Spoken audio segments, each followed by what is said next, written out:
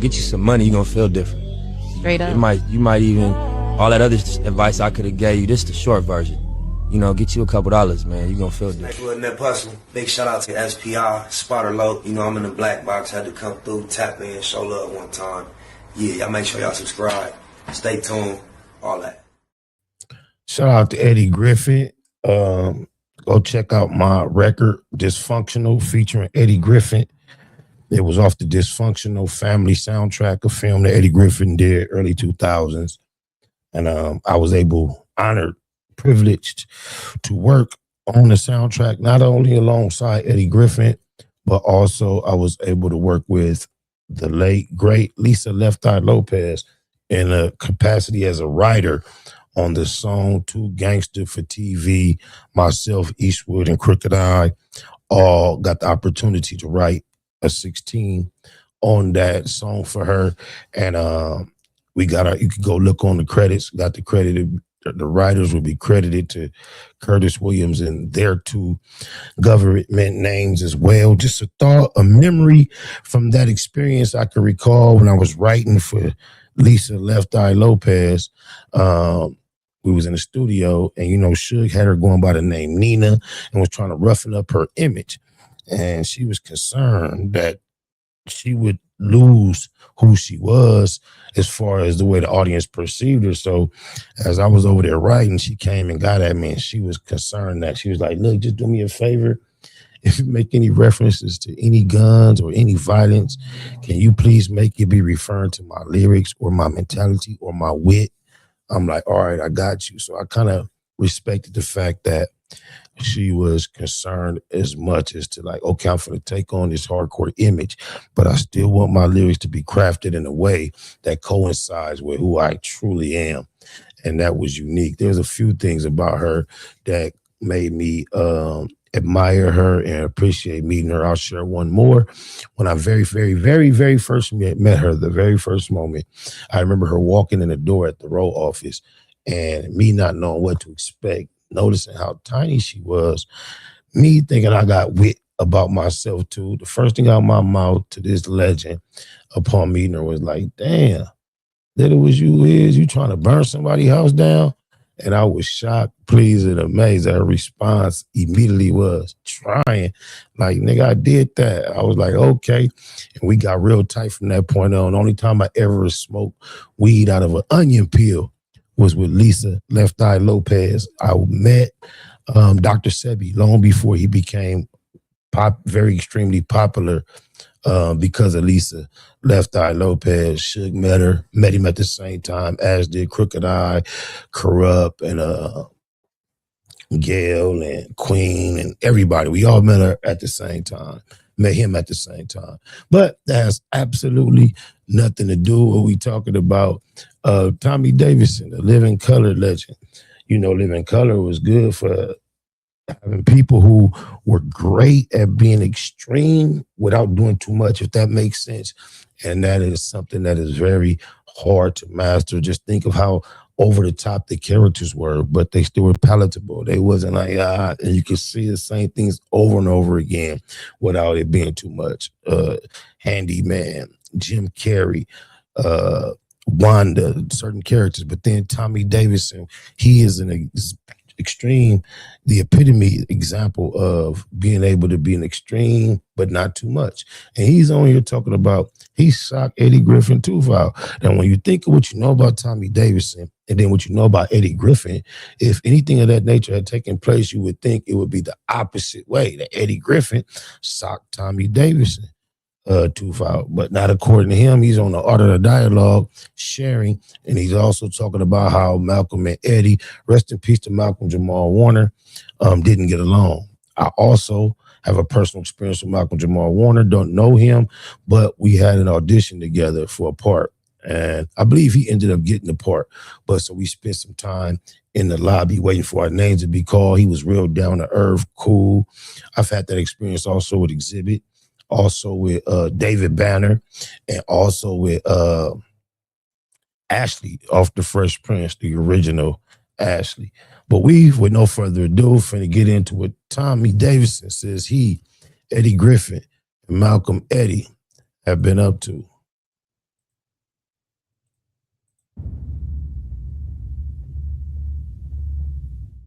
You was on a few episodes of Malcolm and Eddie. And how was that like? And R.I.P. to Malcolm too, man. Real good dude. Whew, I didn't expect that. Nobody expected that. Also ended up on audition for with Neighborhood Nip the Crip SRP. What was the name of that show on cable? It's just like a man's name. But we auditioned for the very first episode. He and I, neither of us got the role. I remember seeing the generic rapper. It was about being a rapper. And I remember the episode came out and I randomly happened to see it. I can't think of the name of the show at the moment, but I went on audition with Nip too. But when I was pulling up in my car, he was leaving in the black Benz. We wasn't actually in the building together. We was going to audition for the same role. Keyway. Malcolm was the epitome of one of the best we got. Really close to his mom and his family. And that was hard. That was hard. Everybody felt like he was a part of their family anyway. The Hustables. You know what I mean? So when I was on the show, they were not getting I along. noticed something about this dude for a comedian. When he do interviews, he's extremely intense, emotional, unforgiving. He has moments with celebrities where it didn't go like he thought. They kind of brushed him off, and he's held grudges. Or if it's not a grudge, he's allowed it to impact him, deeply for years. With multiple, I've heard him share multiple stories. And I saw him madder than I ever seen him. You know he's got that persona. You ain't used to seeing him go, man, I'm gonna beat this motherfucker, you know what I mean? So I was able to talk to him and say, hey man, this is your job too. Sometimes we just gotta absorb things for what we need. And that's where we really got closest at that show, because I was able to calm him down. Like people used to be able to calm me down when I was fitting to act a damn fool. Straight to you too. Mm-hmm. So him and Eddie wasn't saying eye to eye? Yeah, I knocked Eddie's teeth out on that episode. Like really knocked his teeth out in rehearsal. It was an accident though. He ain't duck. We were, it's like Glory, when Denzel told me, hey, got duck, we did a bar fight, a bar scene, and I had a mug. And so we practiced it, you know what I'm saying? But when it came on, when we did the practice in front of cameras, he didn't duck. So when I went to swing at him, ping, right here. Right there. And I thought he was. I ain't gonna lie, I didn't see this coming, that it was gonna be a stunt accident. I'm glad that it wasn't no bullshit. Okay, that makes a lot more sense when you think about what you see his character to be. Nachos or something, because like I thought it was like nacho crumbs or something came out his mouth, right? And I looked at him, and he was man shark. Like all this is these are gone and just jagged. It looked like, like Beetlejuice was gonna look to the side of his tooth and say, you know what I mean? Like right in here. Yeah. He just said a joke without even trying to be funny, and it wasn't funny, but who brings up Beetlejuice without laughing or grinning or smiling? And luckily I knew a dentist that wasn't that far from there.